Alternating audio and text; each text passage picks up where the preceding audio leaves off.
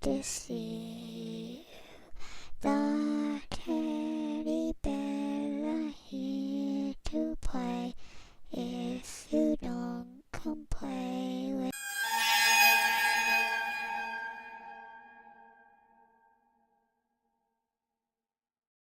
Welcome to Frightened Female.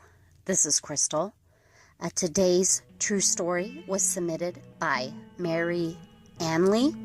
I hope I'm pronouncing your last name correctly. And we all know the scare factor of people's true stories, but in addition to that, many of them teach us some lessons that we do need to be cautious of. And again, as I always said, you can never be too careful. But once again, thank you for submitting your true tale. And with that, let's begin. It was the anticipated week-long Thanksgiving break during my first year of college. I knew that I was headed back home to be with family for the holiday, as well as meet up with my Old Town friends that I missed dearly. And I couldn't wait to see everyone, and it felt great to set down the books for once and just relax with my time off. So I flew home on a Wednesday afternoon and was greeted by my father and brother at the airport. I didn't need a rental car because my parents said that they'd let me use the old family car whenever I visited, to go see friends or run errands. It was great to be back in town, and I was certainly looking forward to a wonderful home-cooked turkey dinner. And we had quite the feast, and it was so nice to be out of the tiny dorm room and back in my own bed. While hanging out at home after our Thanksgiving meal, I was getting a lot of calls and texts on my phone from my high school buddies, wanting to know if I made it okay. A few of them had stayed behind for the year and got jobs around the area, and others either drove or flew, as I had, to be back home. "Hey, we're all hanging out at the old pool hall tomorrow. You need to meet up with us," my girlfriend said. So I happily agreed. We used to go there a lot before I left for school, and we always had an awesome time. So the next evening, I told my family that I'd be out pretty late and not to worry. They had my number in case of an emergency. The drive to the pool hall was only about 10 minutes from the house, and as I pulled in, I saw my friend's old pickup truck. Cool, they're here, I thought to myself. So I grabbed my purse and I headed right inside. And it didn't take long for me to spot out the gang. They were in the far back corner, waiting for the waitress to bring some appetizers over to the table. "Hey guys," I said. So everybody stood up and we all gave hugs. God, long time no see. We all caught up with each other and laughed about good times, funny memories. Even though it had only been months away, it felt much longer than that. So there were 6 of us, and one guy that I didn't know named Luke that met them just hours before. I guess he'd been there all day. And he was nice, a little odd, kind of nerdy, but very kind. I did notice that he was eyeing me a couple times. It's so much easier to chase guys off when you tell them that you're dating someone. But unfortunately, I wasn't. And all of my friends knew that, so I couldn't lie about it. Anyways, hours had gone by. And rather than use all of our quarters, we spent over half for music on the jukebox, and we eventually ran out of change. And all of us just had our debit cards, so nobody wanted to go get a 20 out of the ATM, just to break it into loose change. I then remembered that my mom had always kept tons of coins in the center console of the car, so it was worth it to go check. "I'll be right back, guys. I think there's some quarters in my car. Let me go see." And just as I turned around, the nerdy Luke guy said, "Hey, let me walk you out there. It's pretty dark." Oh, great, I thought to myself. He's gonna try to hit on me. But I didn't want to act snobby or rude. I said, "Okay, thanks." So we crossed the parking lot over to my vehicle. "I really like your friends," he said, "especially Matt. Man, he's a cool guy." I laughed. "Yeah, he's quite the character. So, where do you live? Like here in town, or?" He nodded. "Yeah, I just moved here to help out my uncle with his scrap metal business. And then I came here to play pool on a whim and just met up with your crew. Just getting to know people to hang out with." So as I reached my driver's side door, I didn't want this Luke guy to see that the automatic locks on the car were broken. So they had to be individually pushed down from the inside one at a time.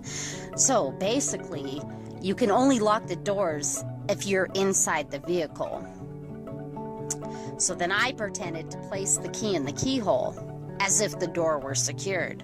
And then I opened it and proceeded to dig through the center compartment for change. "Is this your ride?" he said, holding onto the door frame.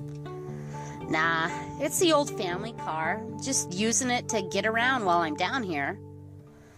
So I was waiting for him to say something corny like, "Well, maybe you can pick me up tomorrow and we can go do something." But he didn't. What a relief that was. I was able to scrounge up $2 in quarters, which was good for 2 more games. Then we slowly headed back inside. And the rain was beginning to sprinkle a little bit, and I hoped it wouldn't storm too badly because I questioned the windshield wipers that I had. So back inside, we started another pool game, boys versus girls this time. When Luke suddenly grabbed his phone from his pocket and turned to our friend Matt and said, "Hey, I'll be back. I gotta make a quick call. It's kind of noisy in here." "Okay, man," my friend said, and not being rude, but we kind of didn't care seeing as how none of us barely knew the guy. We just continued playing, and it was a long game because us ladies weren't the best players in the world. Over 30 minutes had gone by, and the Luke guy hadn't have come back inside yet. Maybe he left. He'd given Matt his number. "Oh, maybe you should text him or something," we said, because we're getting ready to leave soon. Don't want to really leave him high and dry. So he sent Luke a text saying, "Hey man, we're leaving soon. Is everything cool?" But we never got a reply back. This kid was a bit geeky, but nice nonetheless. "Well, looks like you guys beat us," we said as the men gave each other high fives and laughed. We slowly grabbed our jackets and headed toward the exit door. "Hey, give me a call tomorrow or something. Maybe we'll go out for lunch," my friend said. "Sure, that sounds cool." The rain was still sprinkling, but nothing major. "Hey, Matt," I said, "you might want to call that Luke guy again and let him know that we left." "Oh, yeah, I will," he said. "I'm just waiting for Sam to get out of the bathroom. I'm his ride." So we then hugged each other, told each other goodnight, and I headed through the parking lot toward my car. I then opened the embarrassing unlocked door and got inside.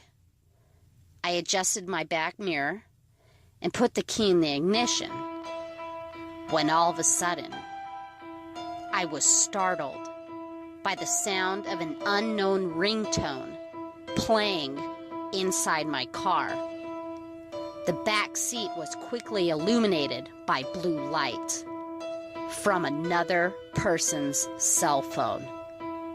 I screamed as I saw the silhouette of a crouched down body hiding in my back seat, looking straight up at me. I screamed to the top of my lungs, and I flew open my door and began running back toward the building. And ironically, my friend Matt was running out at the same time, waving my purse. "Mary, you forgot this." I suddenly tripped on the wet concrete, and he knew something was wrong. "Mary, are you okay?" he shouted. "Matt, oh my God," I screamed.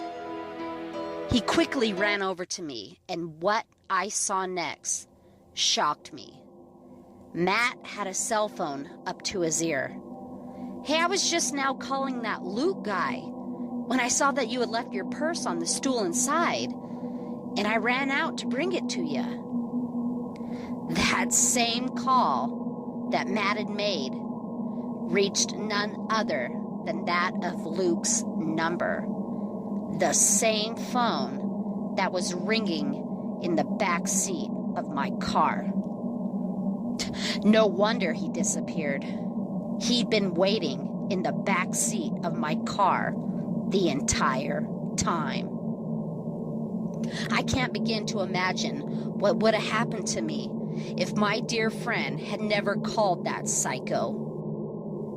The boys ran over to my car, and all we saw was the back seat door flung wide open, and that crazy stalker was nowhere to be seen. He had fled. Well, I made sure I had an escort to my house that night. That didn't mean I got a good night's sleep. I'm still terrified and thinking, what if?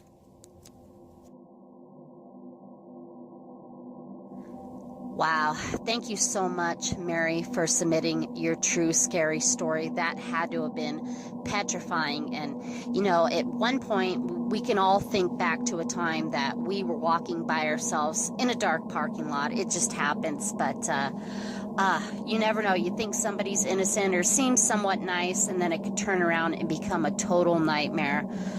So again, guys, please like and subscribe to my new channel. If you have a true scary story of your own that you would like me to make a video of, please see the description box below. Submit it to me and include your name so I can give you credit for your video.